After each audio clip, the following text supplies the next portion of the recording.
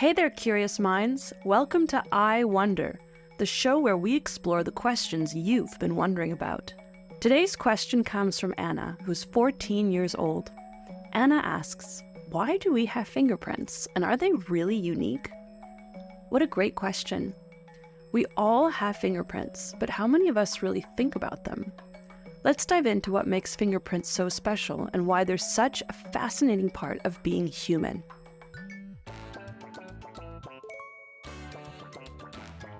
Wow. All right, let's start with the basics. Yes, your fingerprints are completely unique. Even identical twins who share the same DNA have different fingerprints.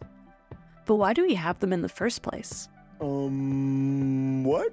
Fingerprints are the tiny ridges on the tips of your fingers, and they're there for a very practical reason: grip. Oh. These ridges help us hold on to objects by increasing friction. Think about how your fingers grip a wet glass or your phone. Without those ridges, it would be much harder to keep a hold of slippery things. You drop stuff all the time. So fingerprints evolved to help us interact with the world in a hands-on way. Scientists think that these ridges might also help us sense textures and feel objects more accurately. They increase the surface area of your fingertips, allowing more nerve endings to come into contact with whatever you're touching. This could be why you can feel the difference between something smooth like a marble and something rough like sandpaper with such precision. Now let's talk about how fingerprints are made. Believe it or not, your fingerprints are formed while you're still growing inside your mother's womb. Ew. By the time you're about 6 months old in the womb, your fingerprint patterns are fully formed, and they'll stay with you for the rest of your life.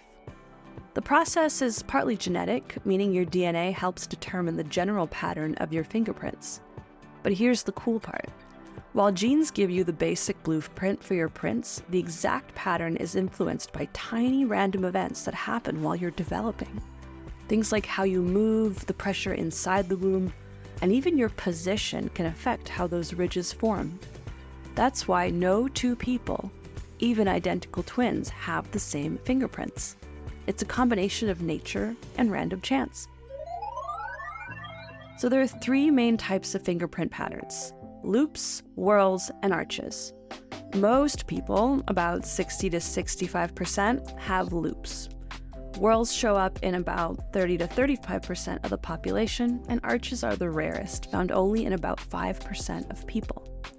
Loops are like gentle waves that loop back on themselves. Whorls are circular or spiral patterns like little whirlpools on your fingertips. And arches are ridges that rise and fall like tiny hills, and they don't loop or spiral at all. While these general patterns are common across people, the exact arrangement of the ridges is what makes your fingerprints unique. So why do fingerprints matter? Well, beyond helping us grip things, fingerprints are used all the time for identification. Because fingerprints are both unique and unchanging, they stay the same from the moment you're born until the day you die. They're one of the best ways to identify someone. In fact, fingerprints have been used for identification for over a century. Police and detectives started using them in the late 1800s to solve crimes. Today we use fingerprints not just in criminal investigations, but also to unlock smartphones, log into computers, and even board flights. Since no two fingerprints are alike, they make for an incredibly reliable way to prove who you are.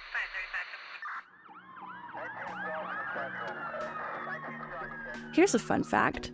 Fingerprints are so reliable that in a court of law, a fingerprint match can be enough to link someone to a crime scene. But fingerprint science goes beyond just matching prints. Modern technology can scan and analyze thousands of tiny details in a fingerprint in a matter of seconds, making identification faster and more accurate than ever. Amazing! Humans aren't the only creatures with fingerprints, by the way. In fact, some animals have fingerprints that are so similar to ours that they could even confuse experts. One famous example is the koala. Koalas have ridges on their fingers that are almost identical to human fingerprints, and they use them in a similar way to grip trees and leaves. Other primates like chimpanzees and gorillas also have fingerprints. This makes sense because they use their hands to grab onto branches, food, and tools, just like humans do. Evolution has given both humans and these animals fingerprints to help them interact with their environments more effectively. What about your fingerprints over time? Do they change as you get older? The answer is, for the most part, no. Duh! Once your fingerprints are formed in the womb, they don't change throughout your life. However, if you get a deep cut or burn your finger, it could leave a scar that alters your print slightly. But even then, the overall pattern of your fingerprint stays the same. And here's something cool. Your fingerprints don't just stop at your fingers. If you look closely at the skin on your palms, toes, and the soles of your feet, you'll see similar ridge patterns there too. These ridges, called dermatoglyphs, help improve grip in all these areas. That's why you can grip the ground with your bare feet when you walk, just like you can grip objects with your hands. So to answer Anna's question, yes, fingerprints are completely unique, and we have them to help us grip objects and sense textures more easily. They're one of the most useful tools our bodies have given us, not just for holding on to things, but also for identifying us in ways no other part of our body can. Fingerprints are like tiny, intricate blueprints that tell the world who we are, making each of us one of a kind. That's it for today's episode. Thanks again to Anna for the fantastic question. And remember, if you've got something you're curious about, send it our way to www.iwonderpodcast.com, and we'll explore it right here on I Wonder. And make sure to follow us on Apple Podcasts or wherever you get your podcasts. Until next time, stay curious and keep wondering.